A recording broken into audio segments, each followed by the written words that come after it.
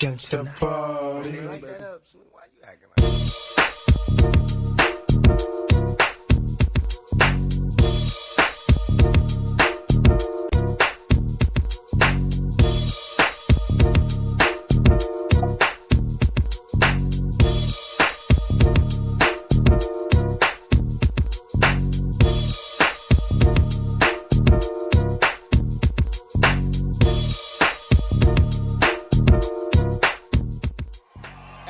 I'm not surprised, motherfuckers.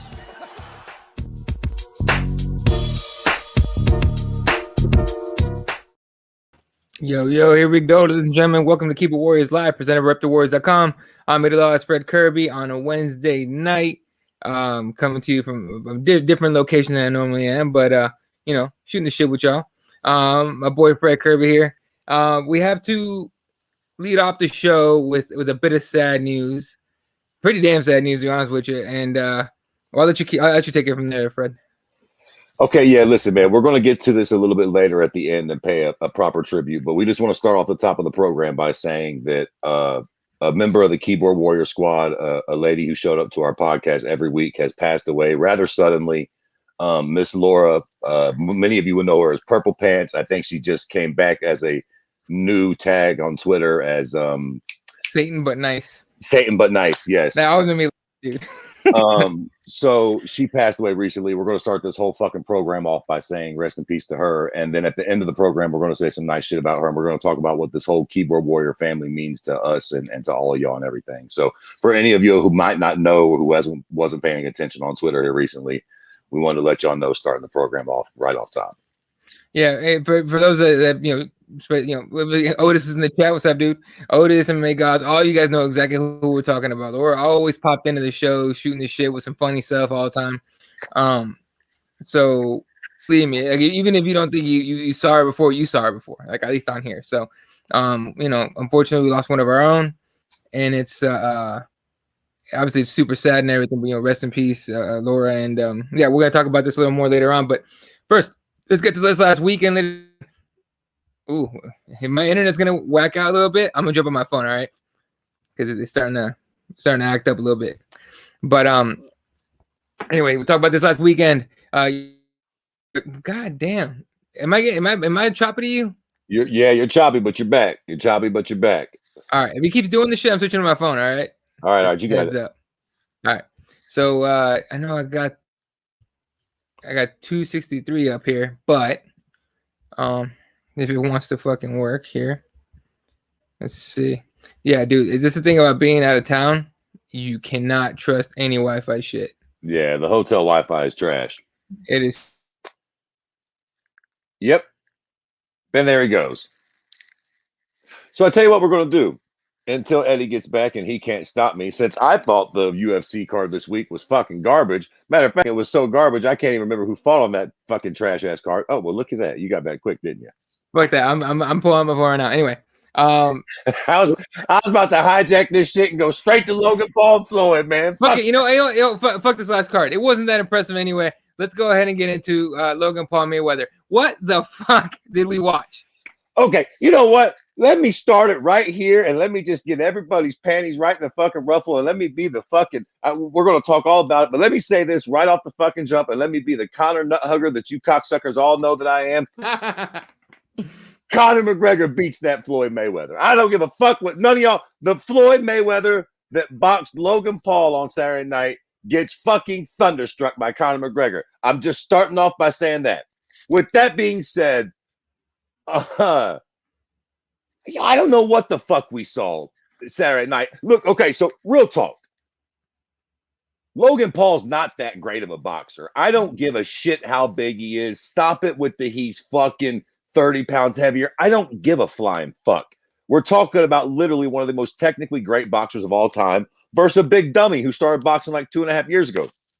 Listen, would Logan Paul probably knock me out? Sure.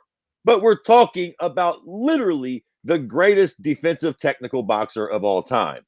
Mm-hmm. Now, I realize that Floyd is getting a little old, and I think that maybe that mixed with the fact that obviously he probably just didn't give too much of a shit about this fight is why we didn't see Logan Paul get knocked out by Floyd Mayweather. Right. But the idea that fucking he got a moral victory just because he didn't get knocked out fucking rubs me the wrong way. I don't know, man. I guess I don't know exactly what I expected. I was sort of hoping that Floyd would fucking starch him so we could sort of.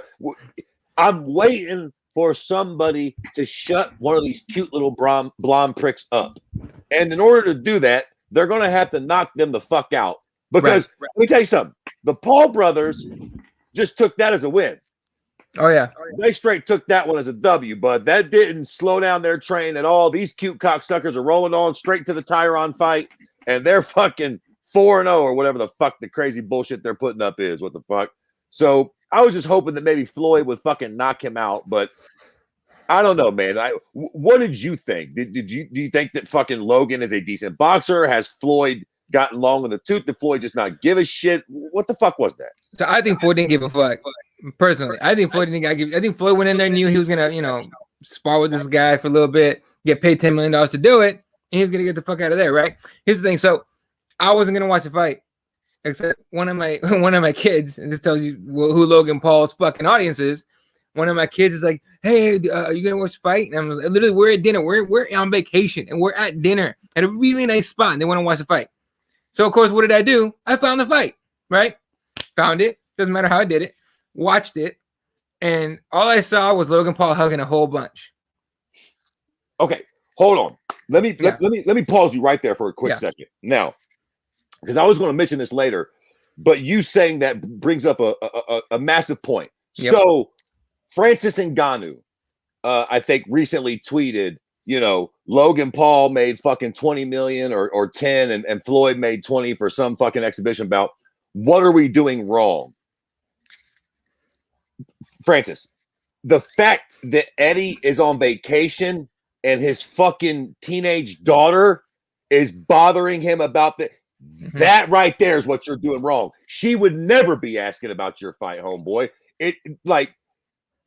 Don't get me wrong. It irritates me too that they're able to make this sort of money off of basically a horseshit fight where nobody got hurt or nothing. And yes, you'll see guys and girls in the UFC this weekend that'll get the fuck beat out of them for pennies on the dollar compared to that. But the reality of the world we live in is if you have it's true. Your daughter wanted to watch the fight on fucking vacation. So his drawing power is real.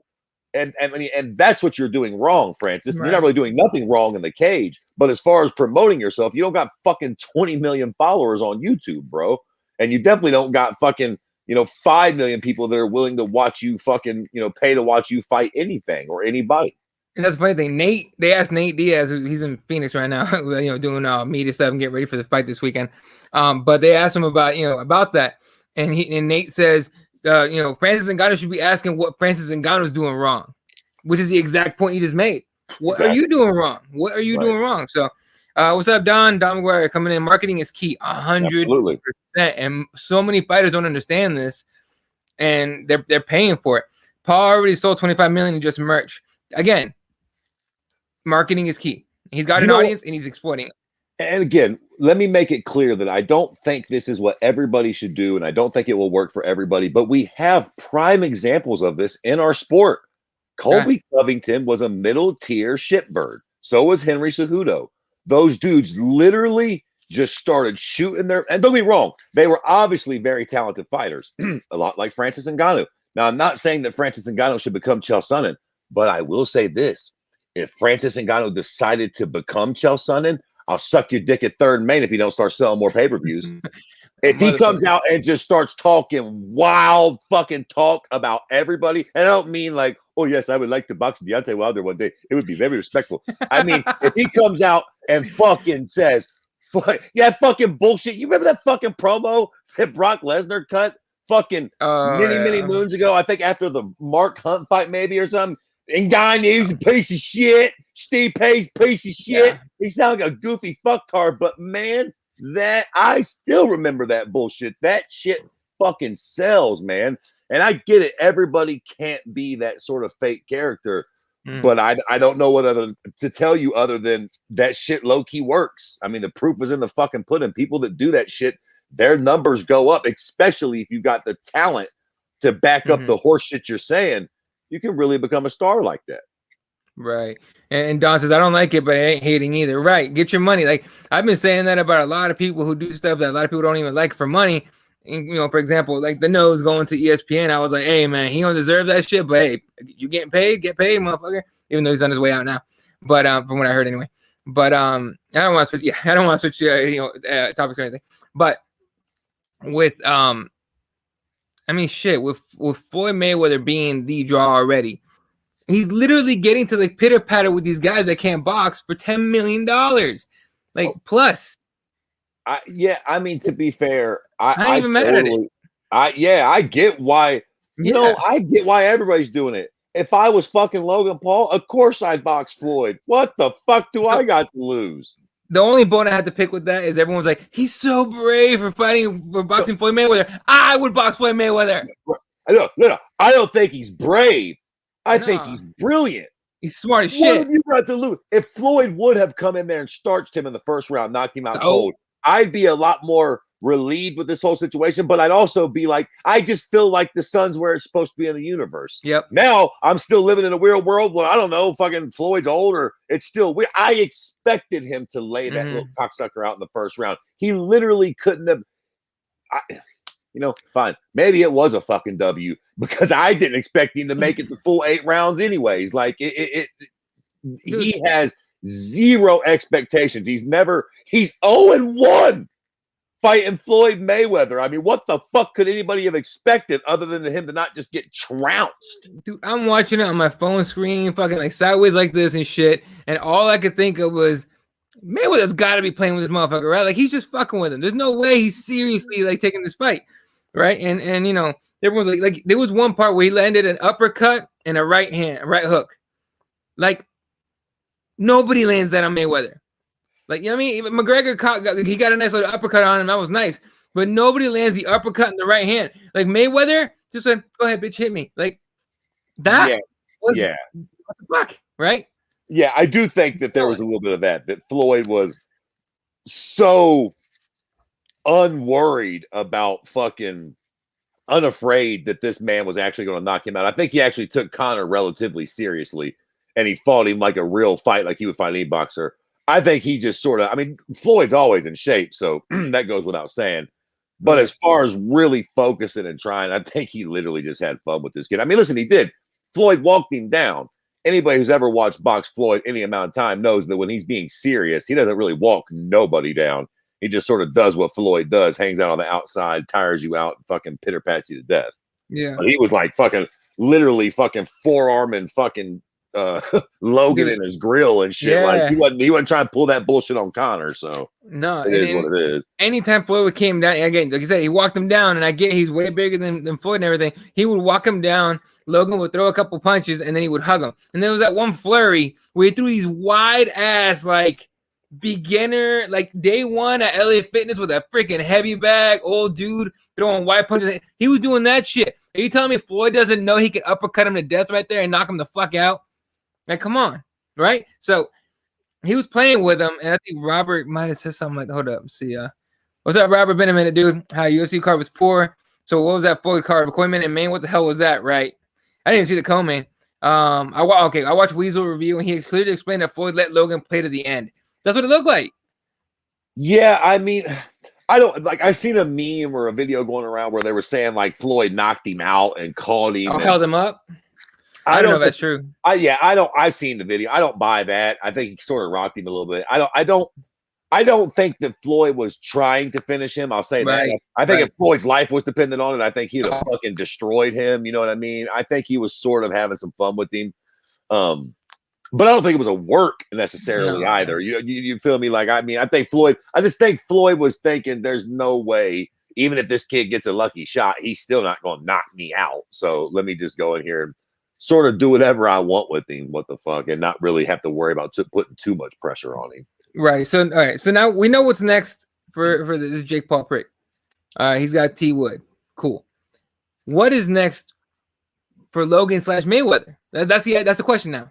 Right. So yeah, exactly. That was going to be my question before we wrap this whole thing up. I don't know, man. I don't know what to do with Logan Paul. I mean, the difference with Logan and Jake is Jake be winning. He's straight up and down. So far, he ain't won much, but he knocked out the NFL guy, and then for better or for worse, he knocked out Ben Askren. Jesus. Now he's got a fucking boxing match with Tyron Woodley. So I'll be a fucking son of a bitch. You know, the Jake Paul prick sort of is operating in a different lane. Logan Paul boxed the KSI prick, lost that fight, and then somehow got a fight with Floyd Mayweather, lost that one clearly. You know, I don't know. I feel like the Logan Paul dude might be done, really. Like this Floyd shit was sort of, it's Floyd, so you have to tune in. Floyd could literally box a fucking broomstick, and we'd all just have to tune in to see what happens. But I don't. Who would Logan Paul box to anybody? Like, he keeps losing. The only reason this whole Tyron Jake thing is interesting is because Jake has actually won a couple fights by knockout. Right. For hook or crook, he's done it by knockout. You know what I'm saying? So. But Logan hasn't. He's lost 2 fights by decision. Looked okay at best. What would we do with him? I don't know. Even on a morbid curiosity level, I sort of have zero interest in watching Logan Paul fight anybody. Again, the Floyd thing was cute, so we're there for that. But like, if Logan Paul boxes, I don't know, UFC Bellator fighter, I'm sure I'll watch because I'm a degenerate, but my expectation level is I don't really give a fuck what Logan Paul does at this point. Now, Floyd, on the other hand, is a bit of an interesting case because who the fuck knows? Maybe he boxes Conor again. Maybe he never fights again. Maybe he fucking does pro wrestling. I have no fucking idea what Floyd will fucking do at this point. Right. Shout out Northeast Beast. What's up, bro? Appreciate you coming around, man. All right, so I think there's 2 avenues here for Floyd.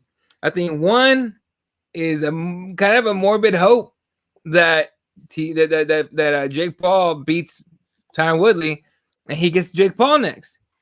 The other one, I agree with you, the Conor rematch. There's actual talks of that stuff. Like, there's some heat behind that, a little bit, but it's there. Especially if Conor beats Dustin Poirier, he gets that microphone, he starts spitting out on it.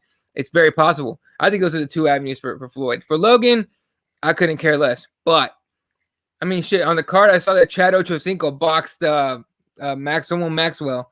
Yeah. And he got in the 4th round. I saw that friggin' clip. That was cute. And, like, you know, because I like Chad. I like Chad as a wide receiver. I don't care for him as a boxer. But give him one of those. To be fair, he looked okay. He landed.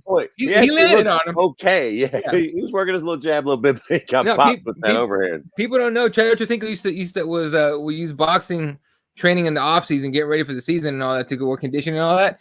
But yeah, like, cause I know Maxwell has fought before, so when he got that fight, I was like, why would you take that fight?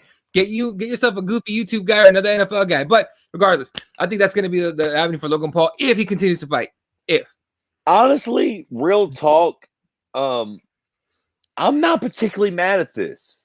Yeah. Like, this whole celebrity boxing thing. I mean, look, man, you needn't tune in thinking you're going to get fucking Anthony Joshua versus Tyson Fury or some high-level MMA fight or whatever. But if you take it for what it is, this shit is kind of fun. I can't lie. I was sort of stoked to watch Ochocinco actually box somebody. Right. You know what I mean? And I'm sure there's a lot of, like, NFL players, or I would like to see some rappers get in on the action. I'd love to see some, like, Kanye and Drake. I know it'll never happen, but if it did, yeah, you imagine the numbers. If they actually did it, like, because a lot of times, like, you know, years ago, the idea of Floyd boxing Conor would have been like, get the fuck out of here. It was laughable. And then Floyd boxing like a YouTuber, it's like, yeah, right. Now it's like, yeah, Kanye boxing Drake, yeah, right. But maybe motherfuckers like, yo, listen, real talk. If y'all do this, you can make $100 million. Like, for real, y'all can make $50 million a piece. Yeah, you got a box. Somebody's gonna look stupid, but you'll make $50 fucking million. What the fuck? Like, people would act. There are celebrities and musicians and shit that people would pay. Like, that's one thing that we should all probably really realize about this. This is a real market. There's a real massive market for this kind of shit. There's money in it. If you do it properly and right, and like I said, I can't front. I'm here for it. Line somebody up to box LeBron James and see if I don't tune my funny pal ass in immediately. ex kickboxer or fucking whoever the fuck. You know what I mean? Like if they do 100%. it right and they get the right people, it is fucking morbidly fucking interesting, man. There's no other way about it. Right. No, 100%, dude. With the celebrity boxing stuff, I wasn't a big fan of it at all before, and I'm still not a huge fan of it. But some of that stuff's kind of funny. Like Chad boxing, I laughed a little bit. Like Chad's boxing, who? Like it better be another 0-0 guy. But regardless, like you're right, there's a market for it. Hold on, I gotta get the comments here in a second. But to wrap up this whole thing with Floyd and Logan, we're gonna get more and more of this because people keep paying for it. Like the fact that millions of dollars went into it, like not only those guys, like I don't even know if it happened yet or it's gonna happen, but Lamar Odom is boxing one of the Backstreet Boys. Yeah, the little brother, right. Yeah. He's boxing him or he boxed him. I don't know how, dude. They're such different sizes, and neither one has any kind of boxing experience, but they're gonna make money. I can't wait. I can't lie. I can't wait. I hope that actually. First off, I hate the little Aaron Carter prick. I can't stand it. And it. if it actually happens, there's no chance in hell that Lamar Odom does not end up completely fucking sleeping this little kid. I mean, he's literally like maybe 6 foot. Lamar Odom, I mean, he might smoke crack and shit and be fucked in the head, but he's like 7'2". He's a fucking absolute fucking monster. Even if he's out of shape, he's got to be a fucking beast. So, yeah, man, I mean, I can't front, dog. Like, real talk, especially on a week like this last weekend where the UFC card was really bad on paper and even played out sort of bad on the mats. I was ready to watch the horse shit. I can't even front. I have more interest in the freak show than the actual card. Now, if the card that's this weekend was happening, the freak show would have took the backseat immediately. Nobody would have watched. It just goes to show you, if the UFC puts on a trash ass card and they got one of these weirdy beardy events where Ocho Cinco's in a real boxing match and fucking Gucci Man is actually boxing fucking Soldier Boy or some shit, like I'm fucking gonna low key tune into that shit, man. Look, we joke around about with the degenerates, right? With those fans, there's a reason. We'll watch that shit. That's fucking why. So it's what it is. All right, let me catch up on all the comments. Oh, one of your girls is watching, dude. Let's see. Yeah. Well, it's a comment. I'm not gonna put it out, but you know, let's see. All right, Otis. Since we're not gonna really go over this last card because it's awful. Who's your winner of the weekend? How is it not Yarzinho Rosenstrike for getting back on track with the first round knockout of Augusto Sakai? And you can go here in a second, but my opinion on that is if it was a high level opponent, I'm with you because we were talking about this guy challenging for a title and or being a champion. He took out a guy who, you know, in my opinion, is kind of middle of the pack. As far as heavyweights go, what'd you think of it? I mean, listen, being as how there has to be a fucking winner of the week, I suppose we can give it to Jairzinho, and he did get a first round knockout. Right. But yeah, I mean, Augusto Sakai, I said it going into the fight, man, most of his fights have been trash at heavyweight. He wasn't extremely highly ranked. The only reason he's even fucking ranked at all is because heavyweight is trash as fuck right now. So, yeah, I mean, he's the winner of the week, but not on a real shitty week, Jack. I mean, you know, he got a W and it was a knockout, gets him back in the win column. But the fight before this one was so trash that still ain't quite take the fucking the bad taste out of my mouth from his last fucking shitbird performance. So right, it's pretty bad. Yeah. Who impressed you the most this weekend? I can say Ponzinibbio really impressed me by coming back and winning against Miguel Baeza. Right. I hate to say prime Ponzinibbio, but Ponzinibbio used to be that dude. When we look at him at his fight, be like, oh, he's about to fuck somebody up. The fact that he has to come back against somebody, mind you, Miguel Baez is legit, but you know that was a little weird to me. Like, you know what I mean? Because we just saw him lose, get knocked out, and now he's giving us this. Like, I would like to see like Ponzinibbio come in and like thunderstrike somebody in the first 15 seconds or something crazy that he used to do. Yeah. I mean, to be honest, it feels like he hasn't been the same since he came back. But to be fair, he's just got the one knockout loss to fucking the Leech, and then he had this fight. So, you know, it was literally like what 2 years or some shit that he hadn't fought when he fought the Leech. I mean, he was off for a long time, and I think it was injury related and stuff. So it was impressive. You know, it was impressive to see him fucking actually look good out there. You know, so we'll see what happens in his next fight. Yeah. Otis says Saint Butness was so down to earth and just cool. Wasn't one of those who carried on like she was the best thing on 2 feet. 100%. We're definitely gonna get back to her. Don't no question about it. I have a question. What's next for Ariane Lipski? I talk about making no improvement in the grappling whatsoever, and then she got TKO'd in the second round by De La Rosa, who isn't a big time. Okay, correct me if I'm wrong. She's not a big time finisher, right? Yeah. So not exactly. There's a lot. I think Lipski's done. I mean, at least for now in the UFC, maybe go down to Bellator, go to PFL, make them build stuff back up. Let's see. Sorry, Brando. Brando, what's up, bro? It's Otis, the winners of the weekend were everyone who didn't buy that Paul Mayweather bullshit. Yeah, pretty much. Look how big Logan Paul is, though. He was easily 220. Sure, and still. Yeah, I mean, yeah, exactly. At the end of the day, there's a reason why it's called the sweet science. Right. Like, I don't care how big you are, bro. There's science to striking and boxing and shit. And Floyd's been doing it for fucking 40 fucking years. So for fucking ever. It's fucking crazy how long that guy's been going at it, man. All right. What else we got? Okay. Otis was about announcements. Tracy Cortez with JJ Aldrich for August 28th. That's Tracy actually Cortez, a good fight. He gets his W. She's up there. She's ready to go. Yeah, that's actually a really good fight. Anthony Smith versus Ryan Spann for September 18th. That's fun too.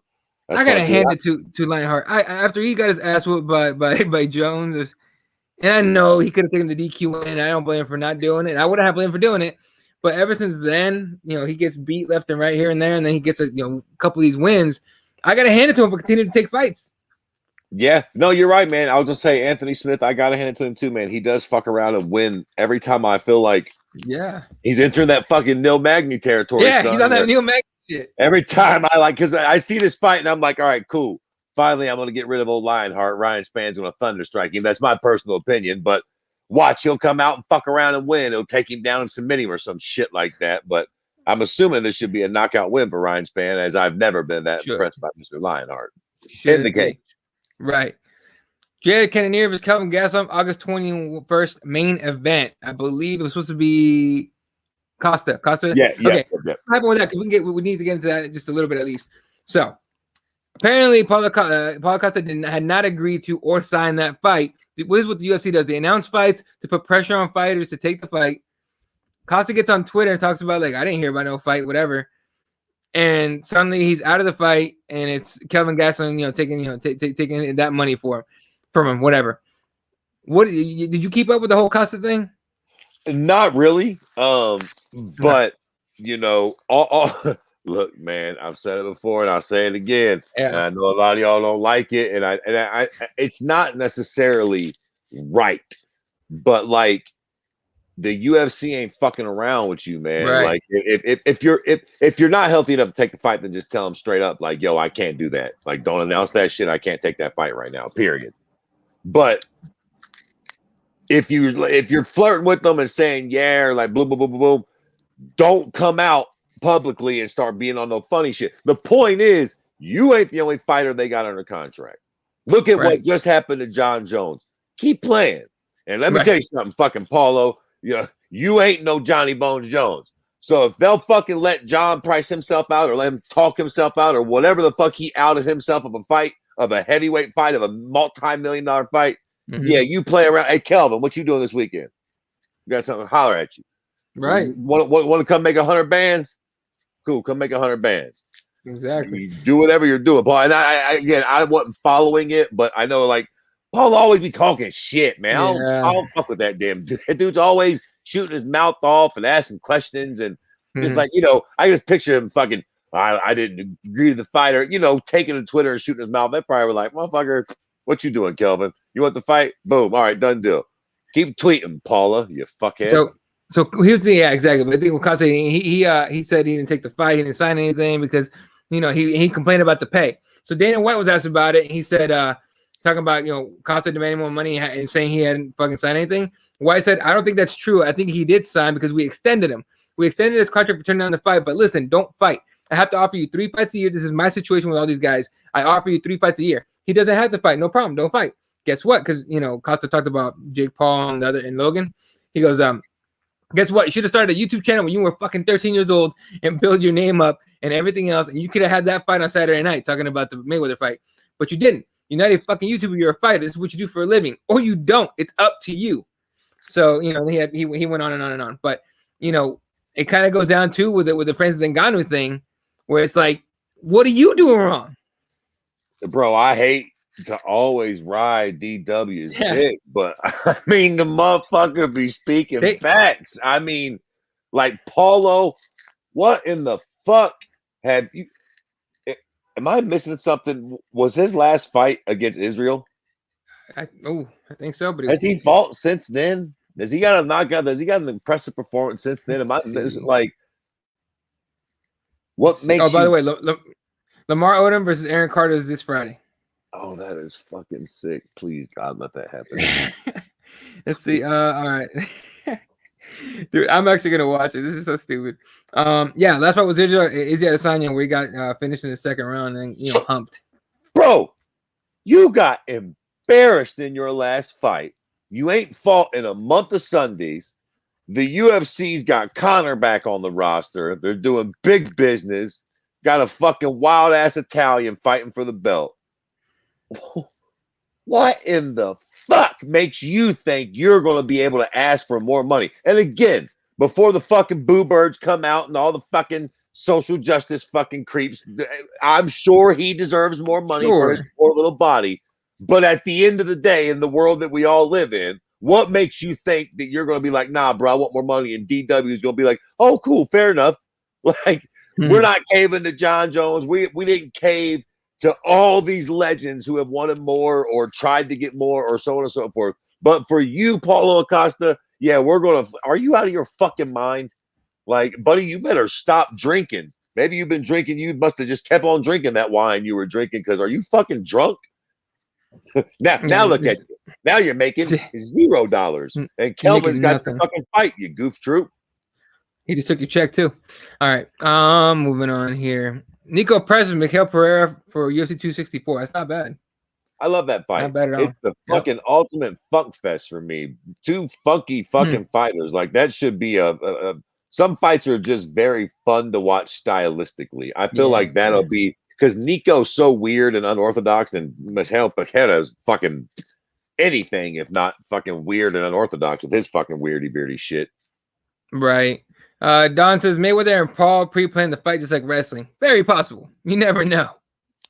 I don't want to believe that. You never know. I don't want to either. That. Yeah, I'm with you on that. But still, I wouldn't be surprised.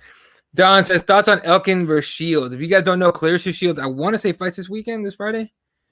I think she fights this weekend against Brittany Elkins, her first MMA fight since training. Now she's training down in ABQ with John Jones, Michelle Watterson, Holly Holm, all those guys. What are you expecting at Clarissa Shields? A knockout. I mean, let's keep it a bean here. Here's the facts. I'll keep it. I don't know who the fuck Brittany Elkins is. Ain't never heard of her in my life. Ain't never watched her fight one fight. So I ain't go. I got no idea who that broad is, and haven't done my research and don't give a fuck. But we do know that Clarissa Shields is one of the greatest female boxers of all time. We know, as you just pointed out, she's training with an extremely good MMA camp that knows how to, if anything, make one hell of a game plan. She's training with John Jones, literally the greatest fighter that's ever fucking sucked in oxygen. One would presume that Clarissa Shields is going to beat the piss out of whoever Brittany Elkins is, unless she's fucking Darren Elkins' little sister. And she's got the same game plan going in there. And she's just going to pull a couture James Toney and dive on a fucking toe hold, Jack. She's probably fucking getting set up to get thunderstruck. Oh, boy. So she should. Okay, Clarissa should win this fight. I'm not shitting on Brittany Elkin at all. But Brittany Elkin's 3-6 and 0-3 in her last 3 fights. 2 TKOs, and she got armbarred by Kayla Harrison. Damn, this shit goes to a fight. That's crazy. And make no mistake about it. That's who she should be fighting. This is Clarissa Shields' first fight in MMA. What the fuck? Clarissa Shields didn't even start training in any sort of grappling until like 4 months ago or 6 months ago or some shit like that. Like maybe 8 months to a year if she was doing some little low key shit on the low, but like she didn't start even taking this seriously until about 6 or 8 months ago, man. So that's another thing we have to all keep in perspective. People are talking about Kayla Harrison and Clarissa Shields. Y'all better wake up. I Right. mean, Clarissa Shields is a long way. She might end up being a fantastic MMA fighter, but we're gonna have to give her some time, man. She's gonna need some time. Let's let her get this little knockout under her belt and build her up nice. You know what we did with MVP? That's what we sort of need to do with Clarissa Shields for at least for a little 2-3 bit. years. Yeah, man. I mean, there's just no sense in fucking ruining her. I mean, her grappling is going to take a while. You know, people grow up grappling. They grapple for 10, 20 years before they make it to any sort of like MMA fucking high level promotion. Anybody that's been grappling for 20 years is probably going to fuck Clarissa Shields up for a while until she can get up to that level. You know what I mean? So it'll be Couture versus Tony Ish, just because I know, you know, she's actually trained the ground game a little bit, but still. Robert says, I want Logan to get a real fight in the octagon with Usman. That's never gonna happen. Murdered, but yeah, man. I don't want to see the poor boy get killed, man. Like, I wouldn't mind seeing, you know, Logan fight in MMA, maybe in a PFL or a Bellator, or, you know, even a Rage in the Cage or whatever. But yeah, I don't know. What's up, Tyler? It says, how's the Nate Diaz army feeling this week? Optimistic, cautiously optimistic, my friend. I'm picking Nate no matter what. I don't give a fuck what anyone says, but you know.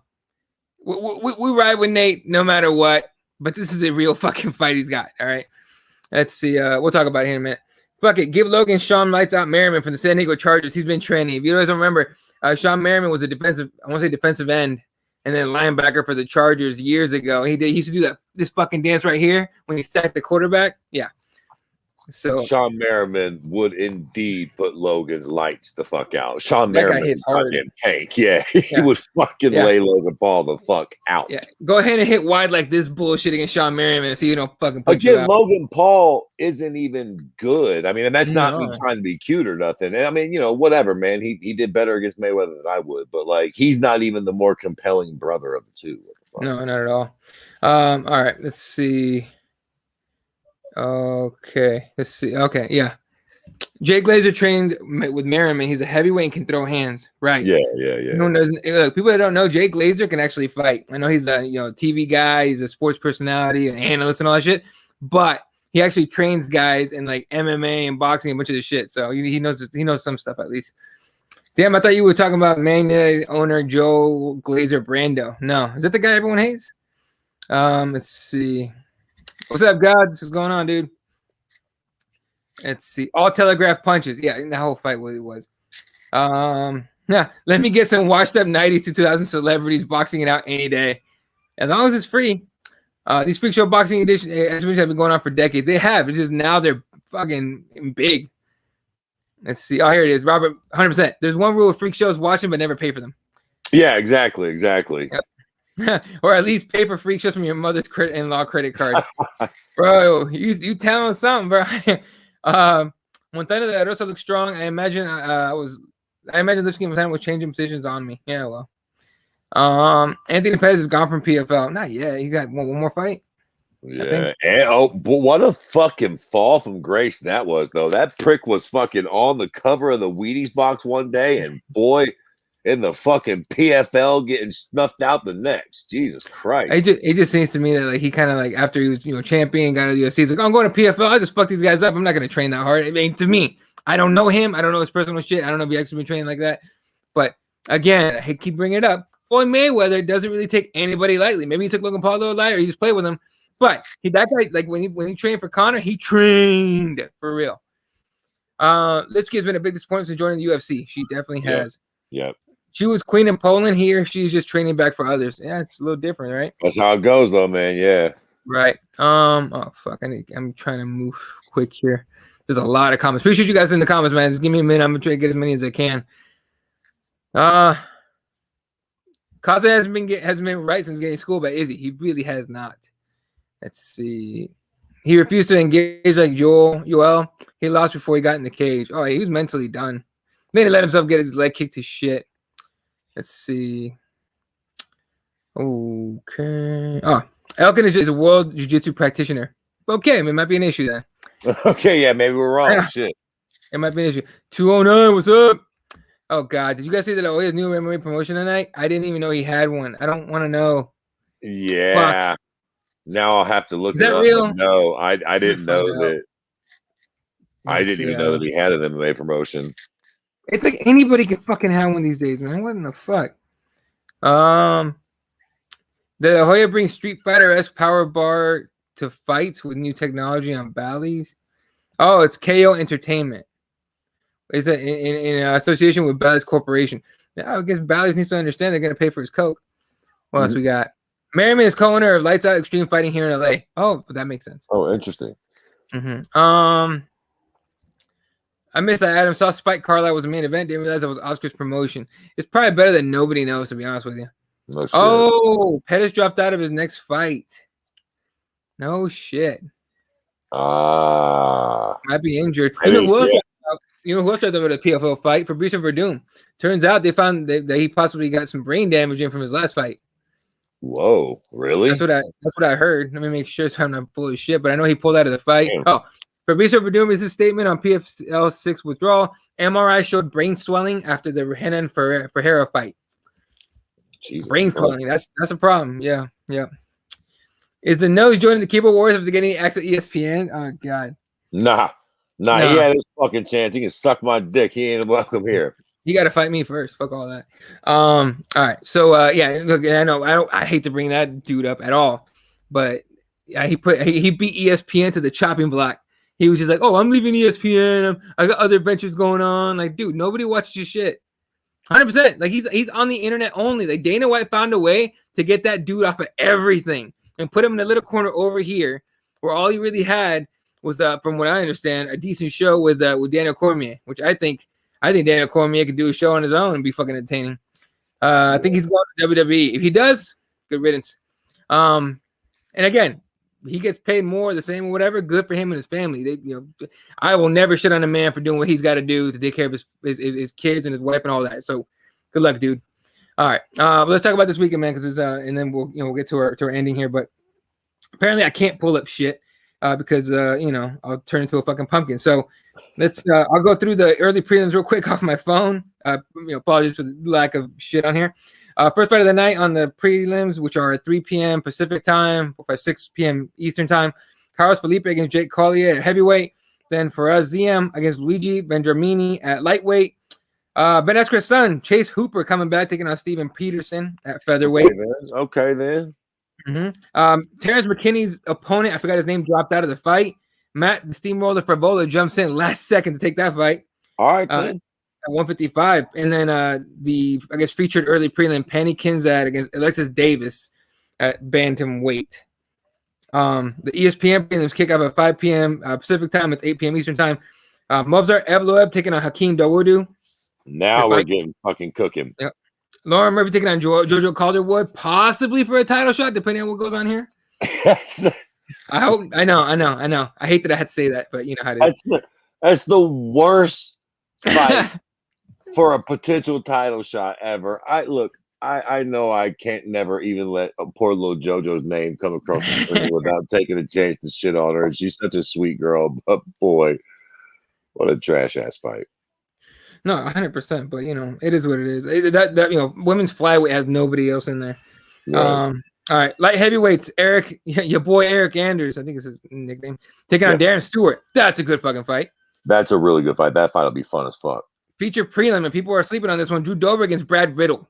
That's good. Bro, that's a really good fight. When's the last time you seen Drew Dober in a boring fight? Never. You know what I mean? Yeah, long ass time. No, you know what? I remember back in the day he fought Jamie Varner, and that was a fucking barn burner. He fucked Jamie Varner up. Yeah, bro. Yeah. Shout out Jamie Varner. Put me through the ringer at Combat Sports. Sorry for another day. Light heavyweights kicking off the main card at 7 p.m. Pacific time, 10 p.m. Eastern time. Paul Craig taking on Jamal Hill. Hill came out, I think today or yesterday, saying this is personal for me. I don't like Paul Craig. Don't know why. Don't really care. But there's a little bit of heat behind the fight. Maybe it'll push it. He also was saying that if he gets this win, he wants fucking Yuri Pekrajic. Nah. He was saying that if he gets this win, but listen though, he kind of had a point. He's like, look, after I knock out Paul Craig, I'm going to be 4-0 in the UFC with 4 knockouts. That's double what he's got with double the finishes. Why is he getting considered for a title shot? Now, we don't know it's because he's got win over higher level competition. But on the same token, I ain't mad at him. Closed mouths don't get fed. If you do come out and knock out Paul Craig, first thing I'd be doing is going, Yuri, fuck that. Title shot comes through me, goddamn it. Yeah, come get it. I mean, yeah, like I said, man, fights have got made on less. Come out and actually not. You're on the opening fight of the pay-per-view. Fucking, I mean this figuratively. Don't get me cute here, but fucking come out and kill Paul Craig. Yeah. Put him to fucking sleep. Highlight reel him, and then call for fucking Yuri. You're not exactly calling for John Jones. You might get the fight. Yeah. No, and Hill is setting himself up for either a big come up or an embarrassing letdown. But he's got to take advantage of this, take him out, and have a nice little post fight speech. To the point before though, to Francis and them, you don't necessarily gotta be Colby, but something like this, right? That's a smart move. That's a smart move for Jamal. He's not gonna get fucking John Jones or fucking Jan or no shit, but he might get Yuri, which puts him that much closer. Like, that's how you play the fucking game, man. And I realize that Francis is the champion. It's not exactly the same thing, but it's a clever move on his behalf to just, if he gets an impressive fucking performance, puts him right where he needs to be. 100%. All right, moving on. The welterweights are up. Bilal Muhammad does not get the Leon Edwards rematch. That one goes to Nate Diaz, but he does get Damian fucking Maia at welterweight. What do you think on this fight? Because this might be the one. Okay, we always talk about there's always at least one fight in the main card where it's like, hey, go take a piss, get your beer, get your food. Is this a fight? I mean, bro, I'm a Damian Maia mark. Not for me. Me too. Damian Maia is one of the grappling guys that I never find boring because he's so good. He's so methodical. And even when it might seem like it's boring with Damian, the thing I love about Damian is he's always going for the finish. He is always going for the finish. One thing I promise you, Damian Maia is not laying and praying, as the old saying goes. If he gets you on the ground, he might be fucking slowly, methodically snaking around to where he needs to be. But promise you, he's trying to get somewhere to choke the dog piss out of you. He's not just wanting to hold you there. So, nah, bro, I love Damian Maia fights. It's not like an old school John Fitch fight or some fighters I can name that are actively fighting now. I've always thought that Damian's been very interesting. And quite frankly, I feel bad for Bilal Muhammad because he's a good, tough, scrappy kid. But I just feel like it's a bad matchup. I feel like eventually Damian drags Bilal to the mat, and then we see him get on his back and eventually choke Bilal out. But as to my point before, I think it'll be exciting. I think Damian will get the finish. I don't think he'll hold him there for fucking 3 rounds. I think he eventually fucking submits him. Damian Maia don't lay and pray on nobody. That guy's either throwing hands or taking necks, either one.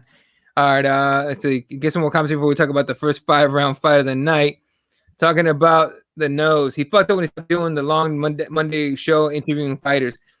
I could have done that on ESPN. It doesn't do it. That pussy can call Nixians for all I give a goddamn. Oh, Robert. Calderwood should recite lullabies. Oh, yes. Yeah, really yeah. No shit. Start a OnlyFans and recite lullabies. Suck that, PVZ. Fuck. Guys, we all hate on the nose, and I love it. Yeah, I'm with you. Send Ariel to the motherland of France to root up troubles. This is going. He has no mic. His nose is big. Okay, it's last dig. There you go. All right. God says Craig has got a suspect chin. He'll win as long as he stays off the ground. I'm with you on that one. I just don't think Hill's going to take him to the ground. I think he's going to try and make an impressive finish here. Truffles will work at border control looking for picograms of drugs. Jeez. Well, his nose will work. Robert, go on YouTube and look up John Jones picogram remix. You won't regret it. Yeah, look it up. It's actually kind of funny. All right. First 5-round fight of the night. Negotiated a 5-rounder. Leon Edwards taking on Nate Diaz. This was supposed to be at UFC 262. There was a Diaz injury. Got pushed to 263. They asked today. They had Nate on ESPN. And it was a pre-recorded interview. Why? Because you cannot put Nate Diaz on television live because that dude will drop an F-bomb at some point. So you got to pre-do it. So, but they did give him one of the Sports Center guys that clearly doesn't watch fighting that much. But anyway, this guy goes, "Hey man, I saw on some website that people are picking against you. Fighters are picking against you. What do you guys say about that?" And he was like, "Man, if these fighters ain't got nothing nice to say, fuck them and something, and go fuck them and go fuck yourself." Something it was something stupid and funny, but it made sense. Again, mostly everyone's picking Leon Edwards. I will never pick against Nate Diaz. It's just how I am. But Let's start with Leon Edwards. A win here gets him what? One would assume a title shot. I mean, depending on how the chips lay, if they do the Colby rematch with Usman, I don't know exactly what's going on with that, but one would assume a title shot. I mean, it almost has to. Even though Nate has never really been all that successful at welterweight, so on and so forth, he's got one of those names that a win over him means something. And for me, a win over Nate Diaz does still actually mean something. Sure. It's not quite like a win over Jacare yet at this point in the game. Nate is still a formidable opponent and still quite a bad motherfucker. Right. That being said, well, okay, so what's for Leon? I would assume a fucking title shot. I don't know where he goes from here with a win over Nate if he doesn't get the title shot. And if I'm Leon and I actually either dominate Nate or finish him, I demand a title. You have to. I'll wait. Like, I'm not fighting nobody else. Fuck that. I want my title shot. Period. Yeah, people can say whatever they want about this fight. Nate Diaz is a problem, and it's a really super risky fight for Leon because Leon needs a dominant win or finish for sure. But I'm picking Nate because I just ride with Nate. But there's always the thoughts of for example, I just remember the doctor stoppage against Masvidal could have ended in a TKO, and that was not going well for Nate. But the doctor stoppage with cuts and all that could be possible. This happens with Leon. Who knows? It's a weird one, but I'm picking Nate Diaz no matter what. It's just how I am, man. And again, if Nate Diaz wins, what's up? What's next for him? Oof, it's a tougher question, right? Yeah, it is sort of, man, because I want to say fucking title shot. I mean, Jesus Christ, it's Nate Diaz. But this is also one of these deals where I sort of feel like a lot hinges on how the win occurs. How it happens. Like, if Nate fucks around and submits him or knocks him out or does something like really crazy, he might fuck around and slip into that title shot, man. If it's a close fight or a decision or something, I don't really know where that would leave him. Maybe a big fight at 55. I don't think he jumps the line unless he gets a really impressive win because a title shot's a big deal. But again, we're talking about Nate Diaz here. If he can get an impressive win over against a high level guy like Leon, that's all the excuse we need to throw him in there and get him a title shot at 70. Oh, yeah. And quite frankly, Kamaru's making his lap at 170. I mean, even Leon would be a rematch. Kamaru beat him. It was a long time ago, but Kamaru doesn't beat him too. I mean, it was a long time ago, but he'd be like Nate would actually be fresh blood. So if Nate could come in and get a really impressive win, maybe he gets a title shot too. Yeah, and I wouldn't be mad at that at all. I would rather see Nate back at 55. I really would. No, that's what I was going to say though. Actually, what I would like to see if that happened, I don't know if they would do it like this, but I would like to see Nate get a title shot at 55. I'd be down with that. With a win over Leon Edwards, which, I mean, Jesus Christ, you get a win over Leon Edwards. Maybe you don't get the title shot at 70, but it should at least merit you a title shot at 55. Sure. You should be able to jump the line with a fucking win over Leon Edwards. Sorry, boys. Not to mention the fact that 55 is a little fucky right now anyways. I mean, the true king, as much as fucking Habib fucking burns my biscuit, he's not really there. He retired or whatever. So 55 still sort of figuring itself out right now. And I'll tell you what, Nate Diaz and Charles fucking Oliveira is a fun fight in my fucking opinion. Right. I mean, a real fun fight and a very winnable fight for Nate. Quite frankly, it's a way more winnable fight than Kamaru Usman is. Right. So 100%. Yeah, that Kamaru Usman fight would be like, oh god. Yeah, I mean, I love Nate, but we all saw what Roy McDonald did to Nate. Yeah. So I mean, it'd be a rough one. We'll see. But again, I'm going Nate by decision. That's what I'm going with. Oh, you know what? No, I'm going Nate by submission. Maybe later in the fight, you know how we do with Nate and everything. Hopefully, he doesn't get cut up too bad. But it's Nate, man. You breathe on him, he cuts up. Let's see. What's up, Brando? I'm always writing for Diaz. It'll be a bloody split decision. # War Diaz. 100%. We'll see. Nate must have smoked his weed pipe with Dana. He seems to be getting fights now. Oh, here's the other one. And Dana, guys, I did see this too. Dana confirming Nick will be fighting this year too. And it wasn't that he confirmed it. He goes, normally I say there's no way.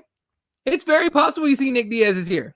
Yeah. And I think, but that's sort of a like you said, that's almost sort of a confirmation because he's always very dismissive of Nick. So if he's even saying maybe, means he's probably going to do it.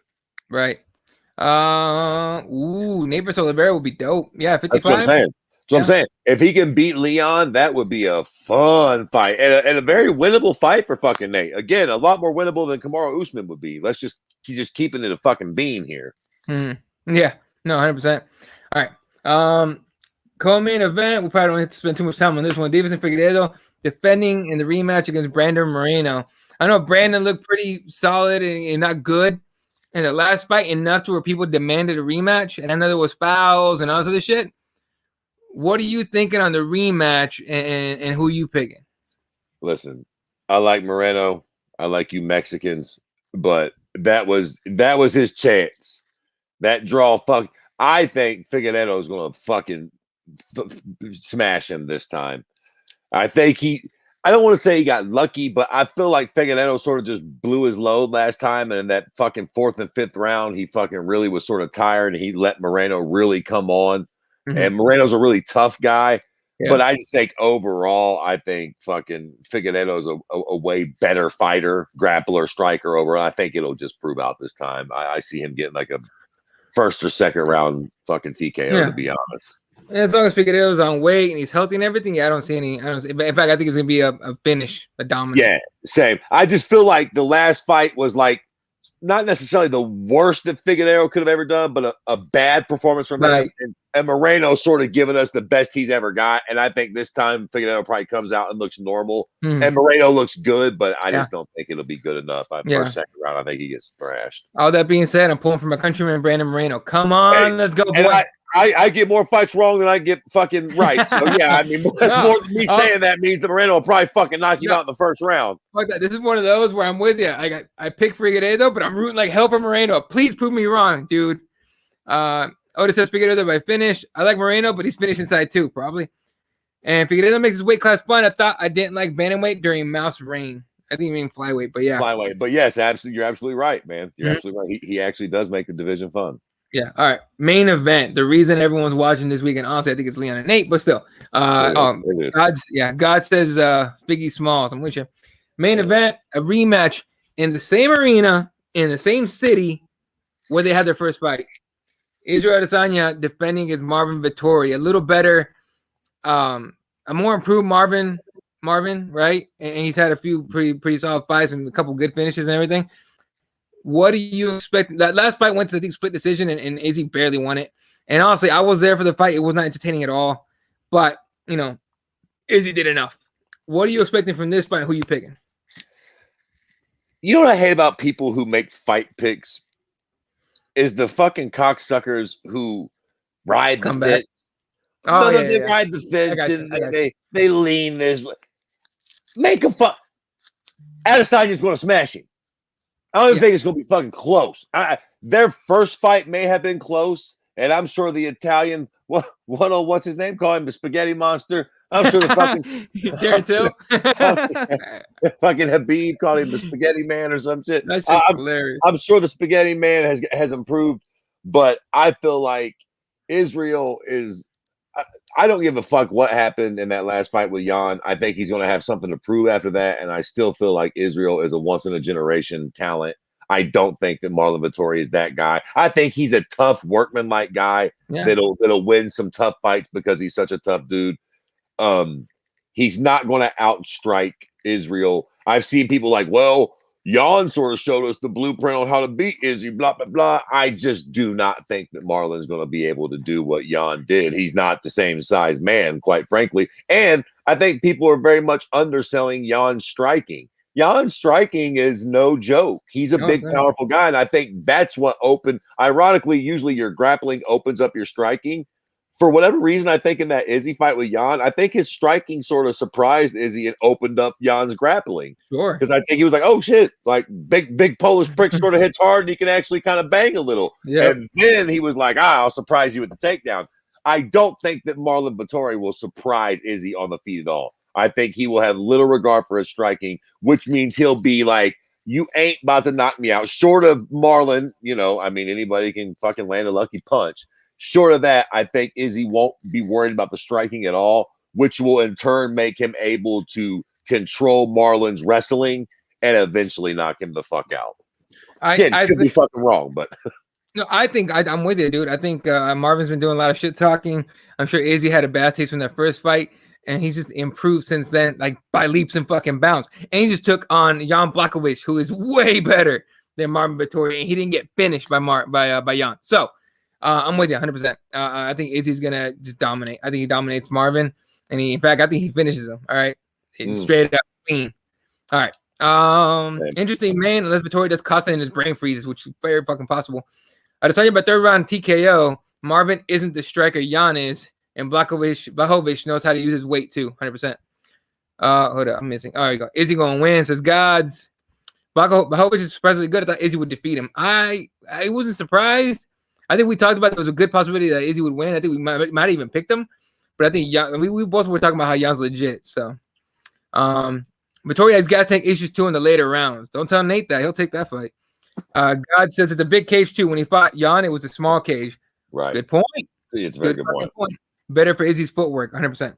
There you go, ladies and gentlemen. UFC 263 this weekend on pay-per-view. To me, this is one of those where you get with your boys and y'all buy it and hang out together and shit because it's actually going to be a lot of fun. Actually worth the money. And, you know, I keep it a beam, which I straight up tell you, this one's actually worth paying for. From top to bottom. Yeah, this is actually an impressive card. All right, ladies and gentlemen, to finish the show, we talked about at the very beginning the loss of our dear friend Laura, aka Purple Pants, aka Satan but Nice. Really hit like a note with both of us, especially you, because we were talking about how she was riding with us from basically day one. Like she was always around and shit. And you know, even these last few weeks, it was rough for her and everything. And anyone that follows her on Twitter knows what we're talking about. She showed up, dude. That is like wild to me. But yeah, I know you wanted to touch on it more and talk about this whole thing we do here. So I'm gonna let you take it away. Yeah, man. I just want to start off by saying again, you know, we wanted to give her a special shout out on the show. She passed away sort of unexpectedly. Like I guess she was sick for a little while, but we didn't really know like that. She didn't let on and let us know on Twitter or anything like that. So it sort of crept up and surprised me, man. And I had messaged her like the day before she passed away because she put out a whole post on Twitter about her shitbird ex-boyfriend, not to be confused with her current husband. Shout out to Joseph, who's been letting us know stuff, who seems like an incredible man. And like, shout out to him for really being there for her this last fucking year and getting her away from that fucking shitbird loser that she was with. But I just, you know, just want to take some time to give a shout out to her for coming, tuning in, being a part of this thing with us, and being cool as fuck. You know, here on Keyboard Warriors, we fucking like to have a lot of fun. We talk a lot of shit. If you get offended easily, we're probably not the podcast that you should be watching. And she was our type of people, man. She got our jokes. She got our humor. She wasn't offended. She liked to come have fun. And she was a knowledgeable combat sports fan, which is also what everybody who fucking tunes into this podcast is. So I wanted to just give her proper shout out and credit to her for fucking being a fan and for us really coming together and being a part of this community. And I also want to say, with all due respect to Mr. Joseph as her husband, she had a fantastic Spanish booty. We got to give her that. She would be fucking remiss if we did not admit that. She liked to show her beautiful fucking Latin body off. She had a fantastic ass. Nobody knows ass better than Daddy Fred. So I have to fucking say that. Shout out to fucking Miss Laura. We are going to miss you dearly, darling. And with that being said, I want to just take a second to sort of give the flowers to everybody while we're here. This may not be a very big podcast. We don't get the thousands of views and listens that we fucking absolutely deserve. But we are fucking mighty, and we are all together here. We will never forget Laura on this podcast, and we will always fucking think about her and shout her out. The same goes with our boy Andrew Reed, Mr. English, who still gets a fucking nod and a wink at the end of every show, who we met through this fucking podcast, who ended up being a very dear friend of ours. Me and Eddie, I consider like a brother of mine now after all these years podcasting. And to all of you guys who tune in every week, Otis, MMA Gods, MMA Jap. I don't even know what your fucking real names in real life are, but I just want to take a moment while you're here, before any of us fucking die or anything goes terribly wrong, to let you guys know that we really fucking appreciate this shit, man. We love the interaction. We love the camaraderie and the community that it brings for all of us. And, you know, Laura passing away and meaning so much to us and showing us how much we meant to her really sort of brought this whole fucking MMA community full circle. There's a lot of fucking ass fuck losers on MMA Twitter, But here in the Keyboard Warrior Squad, there's not. And there's a lot of really, really fucking dope people. And I think we sort of represent what the good part of MMA Twitter is, man. And I just wanted to take a moment here at the end of the show to say a proper fucking farewell to Laura and a shout out to all you guys for tuning in every week. Just let you guys know we really do fucking appreciate that shit. And we enjoy this time with y'all weekly. Yeah, it's everything you said, man. I could repeat everything you just said. Like, we found the coolest part of MMA Twitter, and it seems like it's such a good community, such a good family, and Keyboard Warriors family in a way, because all the shitbags kind of see their ways out, their way out. That's how you know you got a good core group of people. The shitbag will come in, they see their way out, they realize they don't belong here, they find their way out quick. So, like the core guys, like you were saying, Gods, Otis, Raider, Don McGuire, the reason I read you guys' names off at the end of every single show is because I want you guys, that's basically giving you the flowers every show. We want you to know we know you and we think about you and we appreciate the hell out of you guys. And everybody who's ever done the show last week, Kairos, Tev, fucking Head Kick, all the different people. Jesse, we fucking love you, bro. Everybody that's done the show with us, been on the show, all the fellow fucking podcasters that have come on, the shows that me and Eddie have done. Real talk, man. We appreciate all of it. We really, really fucking do, you guys.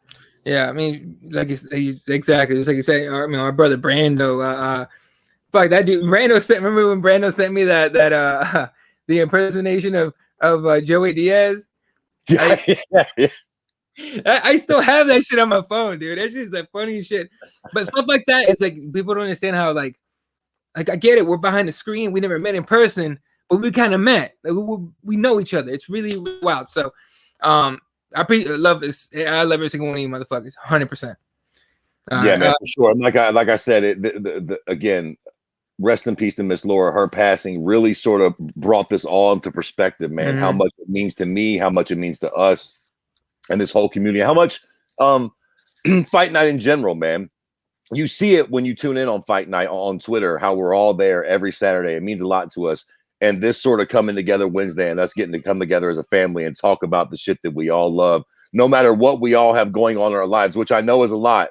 Corona and all the shit with our jobs. I know no matter what, we've all always got a lot going on. But the fact that we show up Wednesday and we fuck with each other and we have a good time for an hour every Wednesday night is fucking important. And I fucking appreciate it. I really do. Yeah, and the fact that you guys spend time with us every single week, we don't take that lightly, folks. We do not take that. There's a reason we keep showing up and it's late as fuck for Fred. And I got an infant I gotta go take care of, stuff like that. That's the reason why we keep coming back, because you guys take the time, so we're gonna take the time for as long as we possibly can. Absolutely. Let's see, KW fan for life, first and peace, Laura, 100%. Amen, Fred, love you all, respect, 100%. Likewise. Appreciate that, Brendan. You guys, everyone here is awesome. Hey, you guys are the best. Real talk. Rest in peace. What's up, Kairos? Laura was one of those who just accepted you for who you are, and that's what we love about you guys, and that's what we do. We try to do for everybody here, just accept you for who you are. Bro, it sounds so cliche, but she was a real one. She really was. She really was. She called it how she seen it. She fucking was real, but she was nice. She was polite. If you wasn't a fucking cunt to her, she was respectful to you. But on the same tone, she kept it a bean. Very respectful, man. Yeah. We'll be good. Damn, Johnny. Showing up at the end. You know who else showed up at the end? As usual. Jeremiah, our brother. We forgot to mention you, but God damn it. Hey, Jeremiah, yes, absolutely. You missed the whole thing here, but but Jeremiah's been around for so long it should go without saying. Jeremiah, we love you, brother. You're another one that we have to we're gonna meet in Vegas and see each other in person. But yeah, man. Jeremiah is another guy that's been around with us for years, podcasting and talking and just tuning in and having fun with us weekly, man. And again, bro, for the millionth time, before we sound like a broken record, appreciate you guys. Fucking see you motherfuckers next Wednesday to talk about all this bullshit that happened Saturday, Jack. Whatever happens on Saturday. Yep. All right. Shout out to everyone. Shout out to Robert, Otis, Don McGuire, Raider, Northeast Bees, my brother from Boston. Appreciate you, man. Tyler George is here. Robert, like I said earlier, Brando, my brother Brando. I talk to that dude all the time. MMA guys, always loyal. Tyler George, appreciate you, dude. Who else we got here tonight? Lucas, I forgot, man. Lucas, hey, appreciate you coming on. Adam Woods, our brother, also on the show, one of the real ones. Everyone that tunes in, love the hell, of course, Jeremiah, Johnny, everybody, everyone that tunes in and watches us, you guys are the shit. We love the hell out of you guys. Out of respect for our dear friend Laura, no outro, no websites, nothing. Just peace and love to all you. Rest in peace, Laura. We'll see you someday. And as always, for myself, Mr. Fred Kirby, we love you guys. Good night. Good night, Wilshire.